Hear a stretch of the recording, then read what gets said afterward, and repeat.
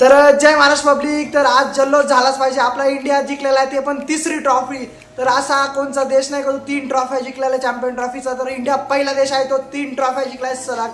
तर आज खूपच आनंदाचा दिवस आहे। तर आज दिवाळीचे जल्लोष, तर मी तर फटाकडे पेटवलेच, तुम्ही पण पेटवा फटाकडे, द्या लढ लावून। इंडिया जिंकला तर तो IIT बाबा काय बोलत होता, पाकिस्तान विरुद्धच इंडिया हारणार आहे। अरे भाऊ इकडे ट्रॉफी घेतली, भाऊ इकडे बघ तू आता।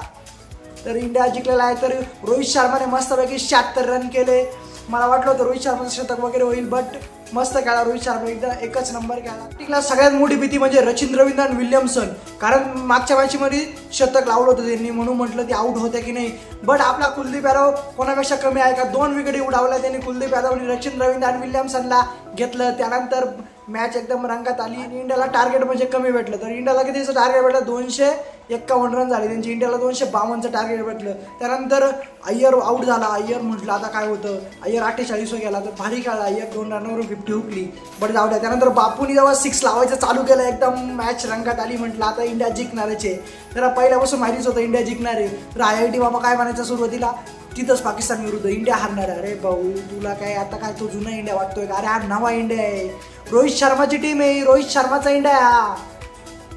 रोहित शर्माने ज्यावेळेस 75 मारले, एकदम लय मध्ये दिसत होतं रोहित शर्मा। स्टार्टिंगला आल्यास 6 चालू केलं, इकडं शुभमन गिल डाऊन साईडला किती होता, 7-8 रनावर होता, आणि इकडं 30 रन झाले जवळपास, इकडे याचे 20 रन का काहीतरी झाले, याची तवर 50 होऊन गेली।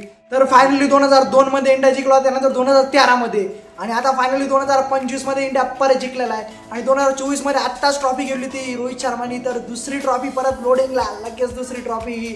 तर खरंच आनंद होतोय आज। तुम्हाला कसं वाटतंय तुम्ही कमेंट करून मला नक्कीच सांगा। इंडिया लवर असतील तर इंडिया इंडिया कमेंट नक्कीच करा।